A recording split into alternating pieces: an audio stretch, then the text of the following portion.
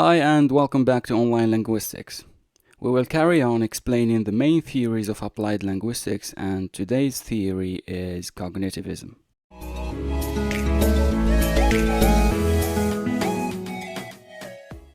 Cognitive psychology came as a reaction to behaviorism.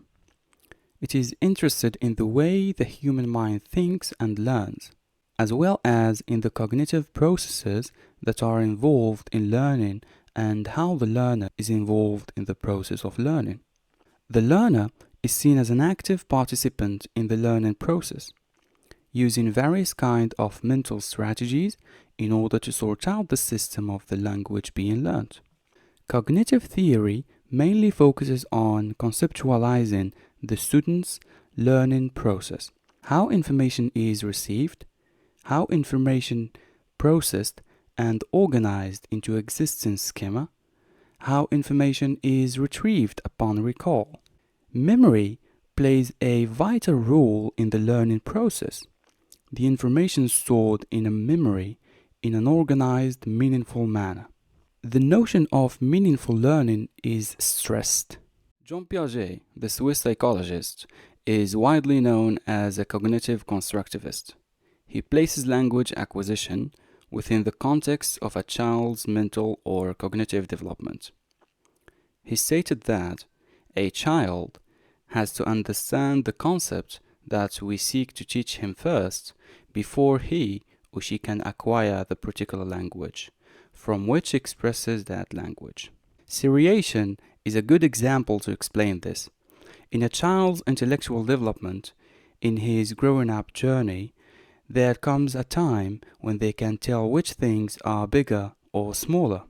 For instance, if you give a child some sticks, they can put them in order, from the biggest to the smallest. Piaget believed that a child who hasn't reached this point might struggle to understand and use words like bigger or smaller. There is another phenomenon often mentioned in relation to the cognitive theory called object permanence. Children seem unaware of the existence of objects they cannot see during the first year of life. If something disappears from their sight, they think it's gone forever. But when they are about 18 months old, they start to understand that things exist, even if they can't see them. This helps them learn more words for things. The cognitive theory draws attention to the large increase in child's vocabulary at around this age, suggesting a link between object permanence and the learning of labels of objects. Every theory has its own limitations, and the limitations of the cognitive theory are the following. During the first year to 18 months, it's possible to follow and trace the connections that we discussed earlier. But as a child continues to develop and grow, it becomes almost impossible to find links between language and intellect. Some studies have focused on children who have learned to speak fluently despite abnormal mental development. Syntax, in particular, does not appear to rely on general intellectual growth. Cognitive theories look beyond behavior to explain brain-based learning. The learner is seen as an active participant in the learning process, using various kinds of mental strategies in order to sort out the system of the language being learned. Learning happens as a result of brain processes where knowledge is transferred from short to long-term memory. In order for this to happen, new information must be linked to the old information, and information and concepts must be logically organized.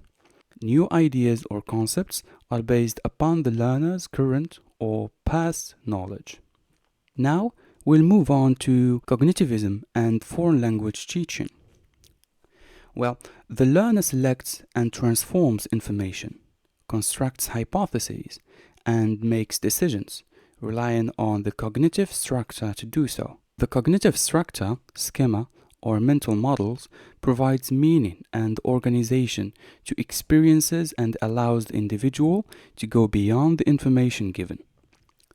As far as instruction is concerned, The instructor should try and encourage students to discover principles by themselves. The instructor and student should engage in an active dialogue, Socratic learning. The task of the instructor is to translate information to be learned into a format appropriate to the learner's current stage of understanding. The curriculum should be organized in a spiral manner so that the student continually builds upon what they have already learned. For Piaget, who associates cognitivism with constructivism, meaning is constructed as children interact in meaningful ways with the world around them. Thus, that means less emphasis on isolated skill exercises that try to teach something like long division or end of sentence punctuation. Students still learn these things in cognitive classrooms, but they are more likely to learn them if they are engaged in meaningful activities, such as operating a class, store, a bank, or writing and editing a class newspaper.